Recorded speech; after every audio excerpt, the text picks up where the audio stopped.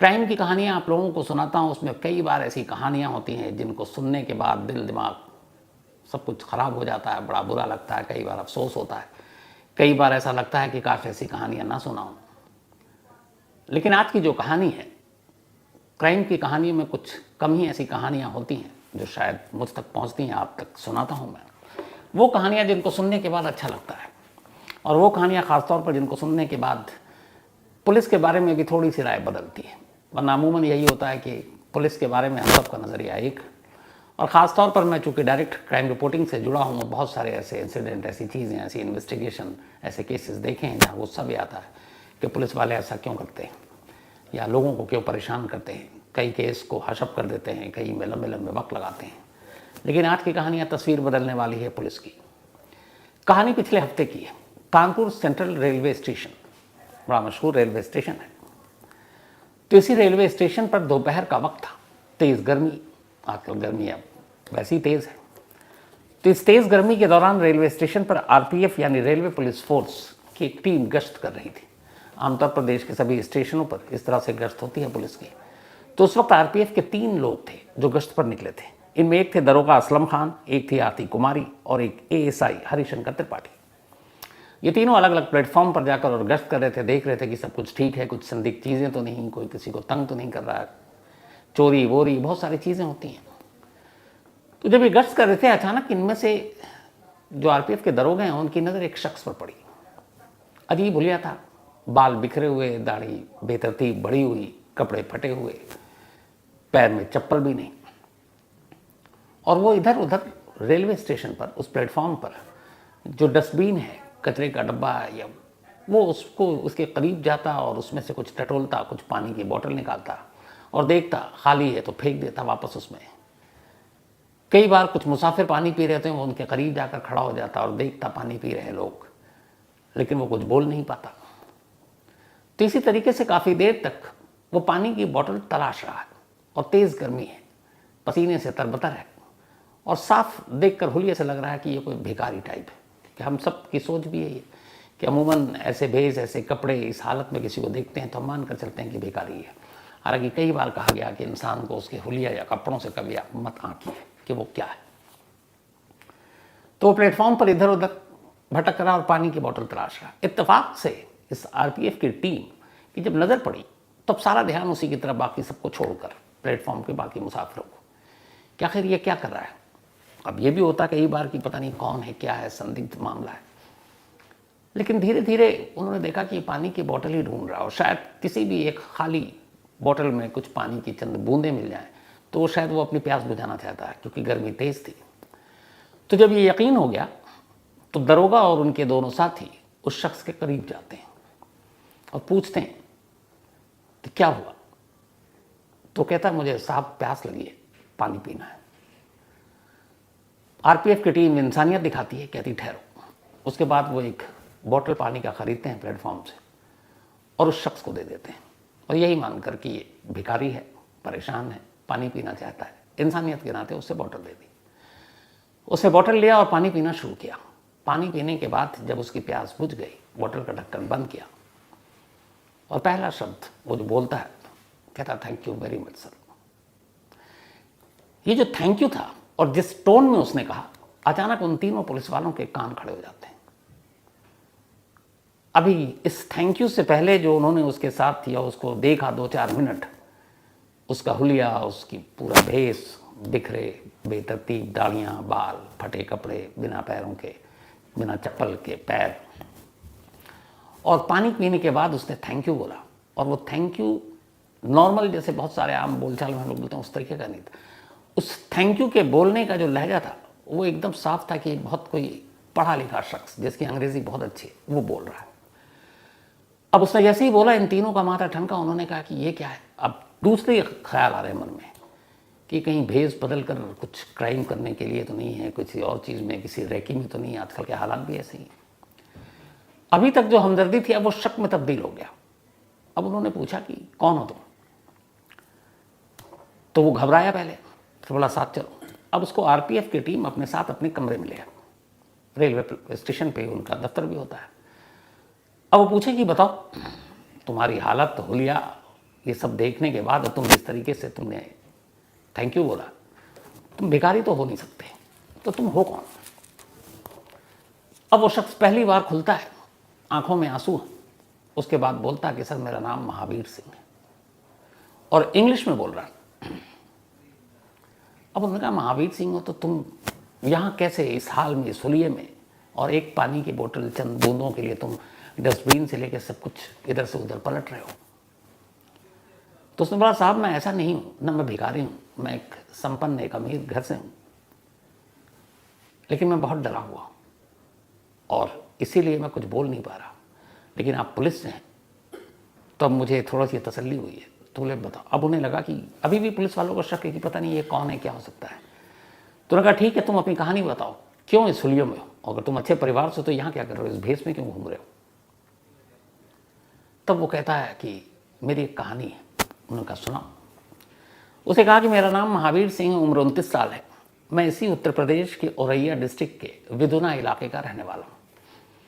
मेरे घर में भाई है, माँ बाप हैं, पूरा परिवार संपन्न है, सब ठीक है, मैं पढ़ा लिखा हूँ। 26 जून 2022, बोला तब तक सब कुछ मेरे साथ ठीक था, यानी 2 साल पहले तक। 26 जून 2022 को मुझे घर वालों ने कहा कि कुछ पैसे निकाल कर ले आओ एटीएम से, तो मैं पैसे निकालने के लिए गया एटीएम कार्ड लेकर, लेकिन आसपास के जितने भी एटीएम थे सब खराब थे, तो कई जगह चक्कर काटे, पैसे मिले नहीं। तो मैंने कहा कि फिर मैं थोड़ा दूर जाता हूँ, तो मैं विदुना चला गया, और वहाँ बस से जाने के बाद मैंने अपना एक, चूँकि सारे एटीएम बंद थे, तो एक उसका दोस्त है महेंद्र, वो एक बैंक में एम्प्लॉय है, तो वहीं जाकर उसने उस बैंक से कैश निकाले, क्योंकि एटीएम काम नहीं कर रहा था और घर में नकदी की ज़रूरत थी। बोला कैश निकाले। उसके बाद अब मैं वापस बस स्टॉप आया और अब घर जाने की तैयारी कर रहा था, बस का इंतज़ार कर रहा था। करीब 8 किलोमीटर का ये दूरी थी उसके घर से इस बैंक तक की। तो उसने बताया कि जब मैं बस का इंतज़ार कर रहा था बस स्टॉप पर, वहाँ और कोई नहीं था, सन्नाटा था, और ये 2022 की बात है, तारीख है, तब उस वक्त कोरोना भी था, गया नहीं था, लोग बेवजह सड़क पर निकलते नहीं थे। तो बोला अचानक बस स्टॉप पर बस तो नहीं आई, एक कार आई, और वो कार आकर मेरे पास रुकी। एक दरवाज़ा खुलता है, उसमें से 2 लोग उतरते हैं, मैं कुछ समझता कि वो शायद मुझसे रास्ता पूछ रहे हैं क्या। अचानक एक हाथ मेरे मुंह पर आता है और मुझे घसीट कर उस कार के अंदर डाल देते हैं, और फिर मुझे नहीं मालूम, मुझे कुछ होश नहीं कि मेरे साथ क्या हुआ। शायद उन्होंने कुछ नशीली चीज़ मुझे सुंघा दी थी। इसके बाद जब मेरी आँख खुली तो मैंने अपने आप को एक टॉयलेट में बंद पाया। महावीर की इस किडनैपिंग से याद आया कि एक कुकू एफएम के ऑडियो लर्निंग प्लेटफॉर्म पर बहुत इंटरेस्टिंग कहानी है, किडनैपिंग ऑफ सुपरस्टार राजकुमार।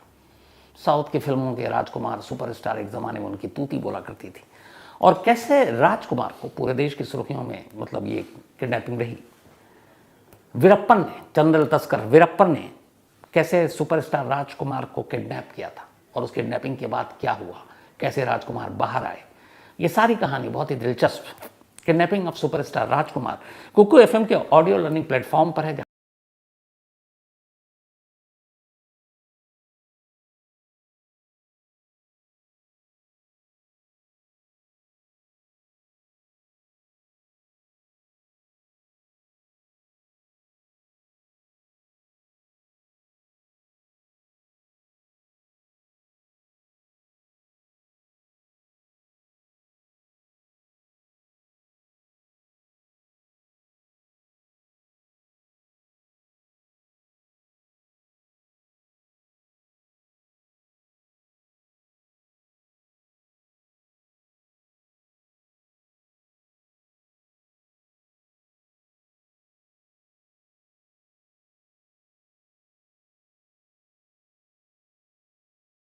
हाथ पैर बंधे हुए थे। बोला मैं वहीं, मुझे नहीं मालूम कि दिन है कि रात है, कितना वक्त बीता है, लेकिन फिर कई घंटे बाद कोई शख्स आया, मुझे बाहर निकाला और एक कमरे में ले गया। वहाँ और भी कुछ लोग थे, और उसने मुझे वहाँ रखा, मारा, पीटा, धमकी दी, मुझे कुछ समझ में नहीं आ रहा। उन्होंने मेरे पे जो पैसे थे वो ले लिए, जो एटीएम कार्ड था वो लिया, फिर पिन पूछा, मजबूरी, मुझे डर था, पिन बता दिया। उन्होंने पता नहीं क्या पैसे लिए, क्या किया, पर उस कमरे में बंद रखा। और बीच बीच में जब भी मुझे फिर होश आता, मारते पीटते बेहोश होता, तो मुझे कुछ इंजेक्ट करते, कुछ इंजेक्शन लगाते, और फिर मैं नशे में खो जाता, मुझे नहीं मालूम क्या होता। फिर मैं उठता तो ऊँगता हुआ होता। कई दिनों तक या न मालूम कितने हफ्तों तक मुझे किसी कमरे में बंद करके रखा गया, पर मुझे कुछ पता नहीं वो इलाका कहाँ था। और मैं उनकी भाषा, उनकी ज़ुबान भी नहीं समझ पा रहा था, क्योंकि वो न हिंदी बोल रहे थे, न भोजपुरी, न इंग्लिश, वो कुछ और भाषा, कुछ और ज़ुबान बोल रहे थे। और शायद वो ज़ुबान साउथ इंडियन की थी, उसको साउथ इंडियन नहीं आती थी। तो बोला कई दिनों, हफ्तों तक यूँ बंद रहा। उसके बाद एक रोज़ मुझे और बाकी लोग जो उस कमरे में बंद थे उनको निकाला गया और एक गाड़ी में बिठाया गया, और गाड़ी में उनके तमाम लोग हथियार के साथ, और वो गाड़ी ले गए एक खुली जगह पर, एक कंस्ट्रक्शन साइट था, और वहाँ ले जाकर उन्होंने कहा कि अब तुम्हें यहाँ काम करना है। तो वहाँ गया मैं, पत्थर तोड़े, सारा काम किया कंस्ट्रक्शन के लिए, एक मज़दूर के तौर पर। थोड़ा बहुत खाना देते, उसके बाद शाम हो जाती, फिर उसी गाड़ी में बिठाते अपनी निगरानी में, और वापस लेकर उसी कमरे में लाते और रख देते। पहरा इतना था कि कहीं से निकल नहीं सकता था। बुरा ये सिलसिला चलता रहा, मुझे कुछ पता नहीं। इधर दूसरी तरफ अब कई दिन बीत गए, महावीर घर नहीं लौटा। उधर विधुना में उसके घर वाले परेशान कि वो एटीएम से पैसे निकालने गया, लौटा नहीं। इधर उधर उसके तमाम दोस्तों से पूछताछ की, कभी ऐसा हुआ नहीं कि महावीर इससे पहले इस तरह से लापता हुआ है, न उसके अंदर कोई बुराई न ऐब, सीधा साधा लड़का। तो जब कहीं नहीं मिला तो घर वालों ने मजबूरन जाकर विधुना पुलिस स्टेशन में रिपोर्ट लिखा दी, मिसिंग कंप्लेन। पर पुलिस वालों ने कुछ नहीं किया। उन्होंने कहा कि बालिग है, उम्र है उसकी, कई दोस्तों के साथ घूमने चला गया होगा, लौट आएगा, क्यों परेशान हो रहे हो।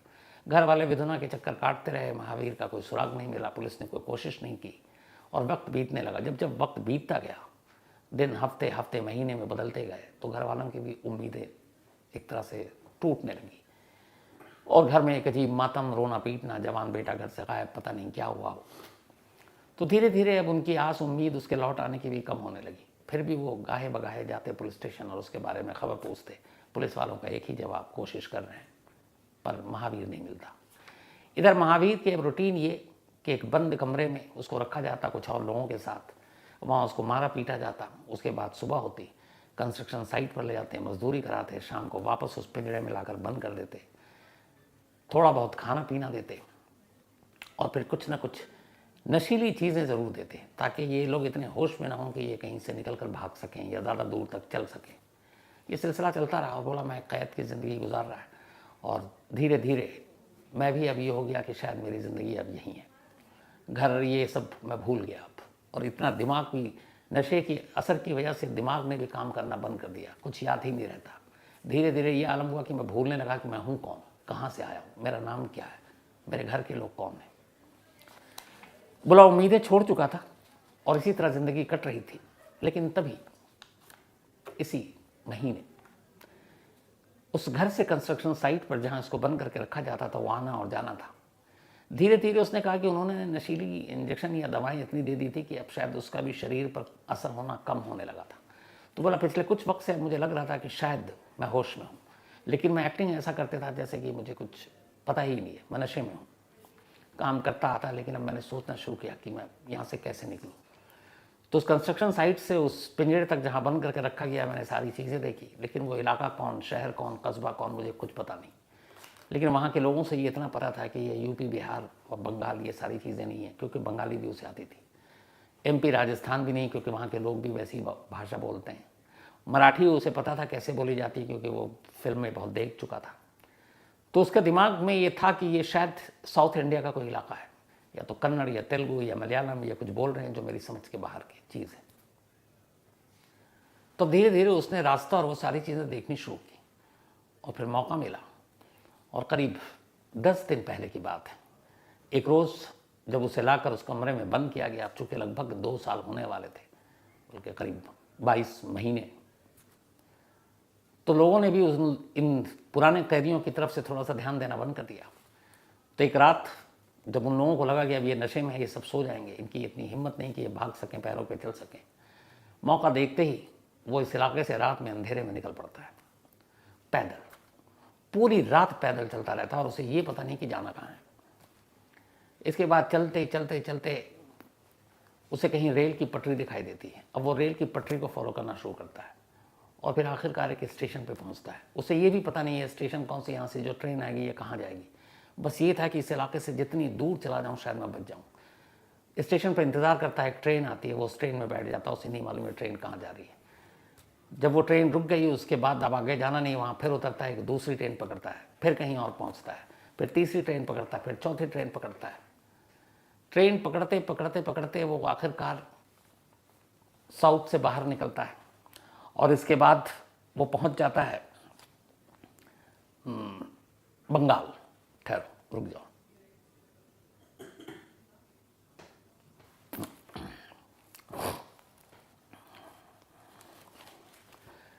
ट्रेन पकड़ पकड़ कर वो साउथ इंडिया से नॉर्थ इंडिया की तरफ चल पड़ा है उसे, लेकिन अब भी कुछ पता नहीं, नशे का असर पूरी तरह से गया नहीं, लेकिन उसे ये पता है कि मुझे यूपी जाना है, यूपी पहुंचना है, अपने घर जाना है, लेकिन कौन सी ट्रेन जा रही है कुछ पता नहीं है, क्योंकि डर ये है कि यहाँ से भागो। आखिरकार वो गलत या जो भी अनजाने में ट्रेन में बैठते बैठते बिहार के दरभंगा के रेलवे स्टेशन पर उतरता है। जब वो दरभंगा में उतरता है तब पहली बार उसे एहसास होता है कि इस स्टेशन को मैं जानता हूँ, इस नाम को जानता हूँ, इस शहर को जानता हूँ, ये हमारे यूपी के करीब है और बिहार में। इसके बाद वो वहाँ दरभंगा में लोगों से पूछता है कि कानपुर कौन सी ट्रेन जाती है, क्योंकि उसी तरफ इसका घर है।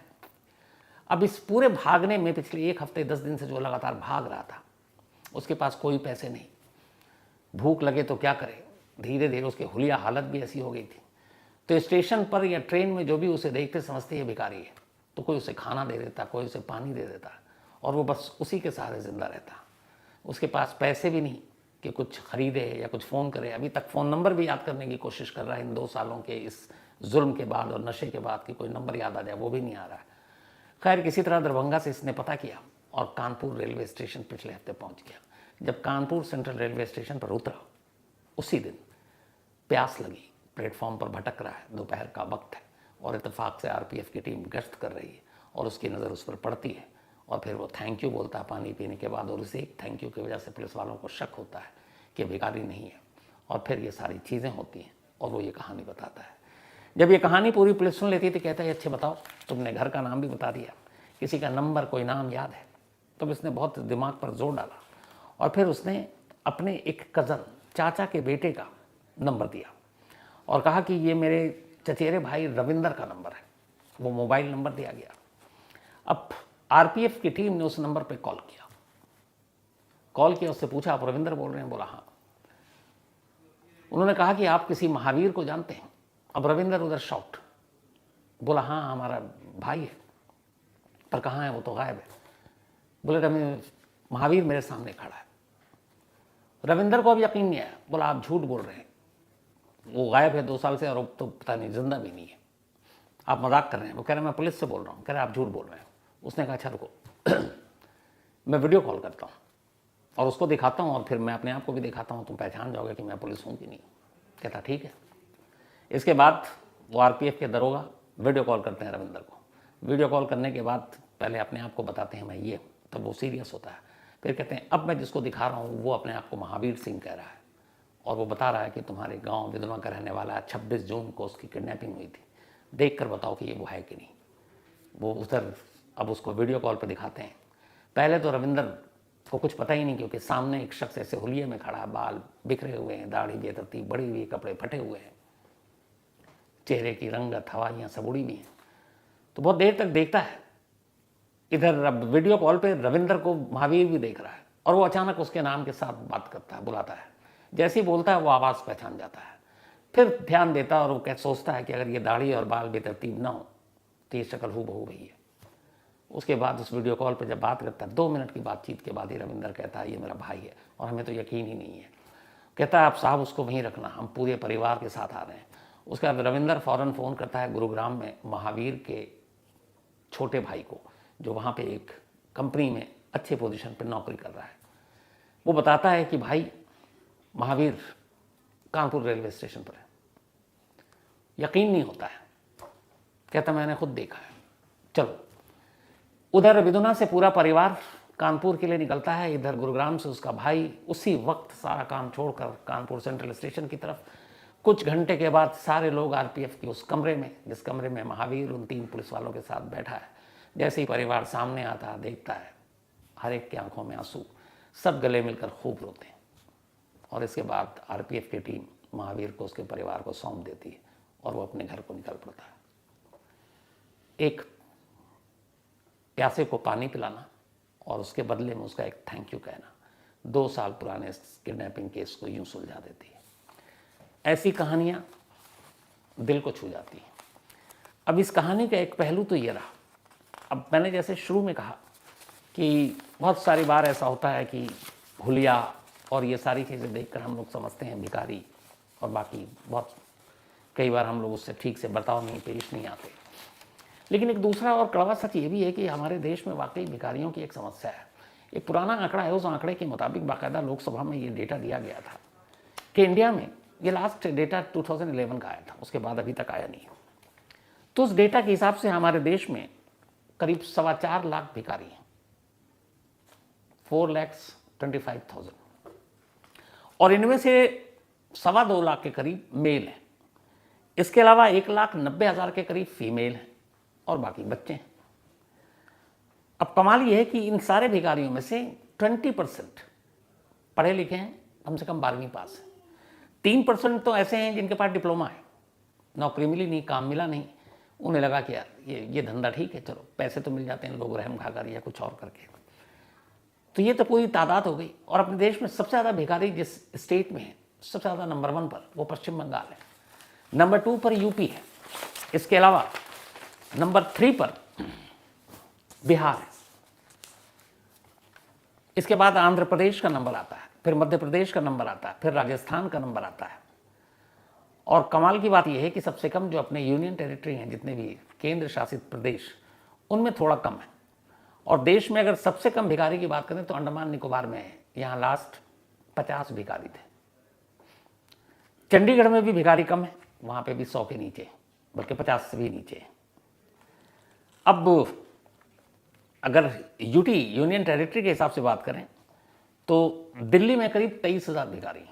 इसके अलावा जो मेट्रोपॉलिटन सिटी और बाकी स्टेट्स की तो आपको पता है, जितने हमारे यहाँ धार्मिक स्थल हैं, चाहे वो कोई मंदिर हो या फिर कोई दरगाह हो, आपको सबसे ज़्यादा भिखारी वहाँ मिलेंगे। सबसे ज़्यादा भिखारी इन दोनों जगहों के अलावा आपको या तो मिलेंगे रेलवे स्टेशन पर या बस अड्डे पर या फिर हर चौराहे पर लाल बत्ती पर। सबसे बड़ा ठिकाना उनका वहीं होता है। वो जो 2-2.5 मिनट के लिए गाड़ियाँ रुकती है, जब लाल बत्ती जलती है तो उस 2-2.5 मिनट में इनका पूरा कारोबार होता है। हालांकि अब गवर्नमेंट ने एक स्कीम निकाली है कि इन भिखारियों को पूरी तरह से ख़त्म करना है, इनको किसी तरह से कुछ रोज़गार या बाकी चीज़ें मुहैया करा कर, लेकिन पता नहीं कब होगा। लेकिन एक और पहलू ये भी है कि अपने देश में कई ऐसे भिखारी हैं जिनकी महीने की आमदनी 2-2 लाख रुपए है।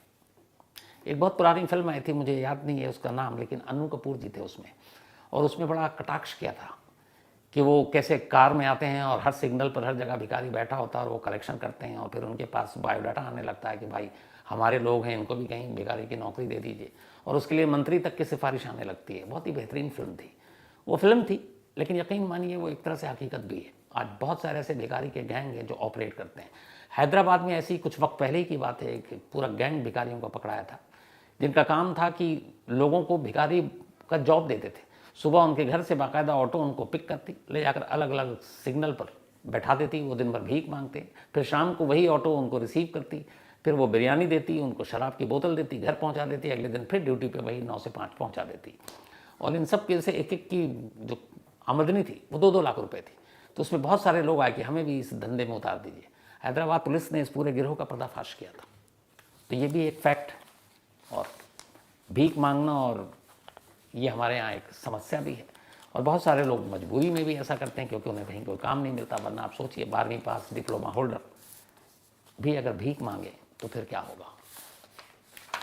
खैर, महावीर की कहानी सच में दिल छूने वाली है, और आरपीएफ की उस पूरी टीम को वाकई जो काम किया उन्होंने, दिल से सलाम। ऐसे लोग जब किसी की मदद करते हैं तो आप ये देखिए कि एक पूरे परिवार को उस शख्स से मिलाया जो 2 साल जिसने पता नहीं कैसी ज़िंदगी जी है, और शायद महावीर कभी उन लोगों को भूलेगा भी नहीं, और ना ये पुलिस वाले उसे कभी भूलेंगे।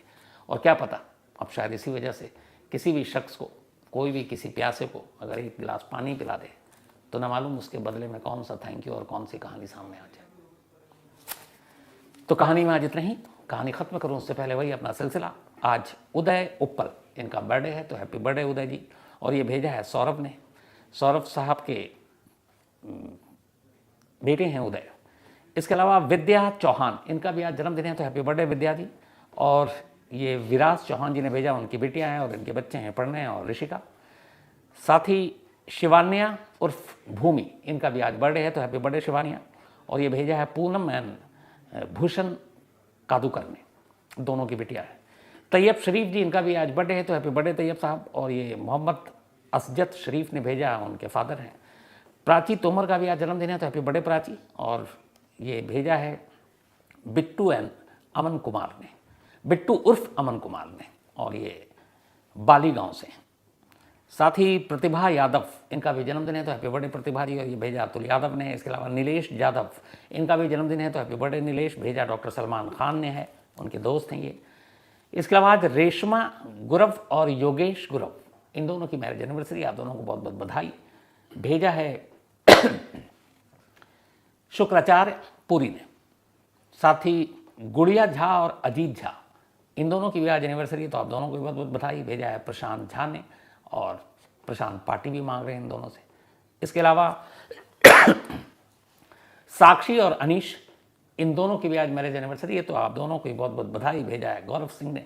और एक आजकल वो मैच के दौरान ऐड आता है कौन सा सीमेंट का, जिसमें वो कहता है लास्ट में एक कि और एक एक्वेरियम, तो वही लास्ट में मैं भी कहता हूँ। इधर से शिकारपुरी इशारा कर रहा है कि शिकारपुरी कह रहा है कि आज भाभी को भी विश कर दीजिए। तो आज मेरी भी एनिवर्सरी है मैरिज, तो हैप्पी मैरिज एनिवर्सरी सावी। और आप सबके साथ आज मैं भी मैरिज एनिवर्सरी रात को कोशिश करूँगा थोड़ी जल्दी चला जाऊँ। तो आप लोगों की दुआएं, आशीर्वाद, प्यार, बस यही सब बना रहे। और ख़ास तौर पर इस मौके पर मैं आपको एक चीज़ दिखाना चाहता हूँ। और असल में ये पहले भेजा था मुझे इसका फ़ोटो अलग से, लेकिन आज इन्होंने हार्ड कॉपी भेजी है। ये स्फूर्ति मुरली हैं और बेंगलुरु से हैं, और वाकई कमाल के आर्टिस्ट हैं ये। तो मैं ये दिखाना चाहूँगा, आज ही मुझे ये मिला है। स्फूर्ति साहब ने एक वाटर करके वो बनाया, ये तस्वीर बनाई है उन्होंने मेरी, और सच में बहुत खूबसूरत है। तो ये है वो, और स्फूर्ति जी ने बड़े प्यार से भेजा है, तो थैंक यू सो मच। और वाकई बहुत ही अच्छी पेंटिंग है ये जो आपने बनाई है, दिल से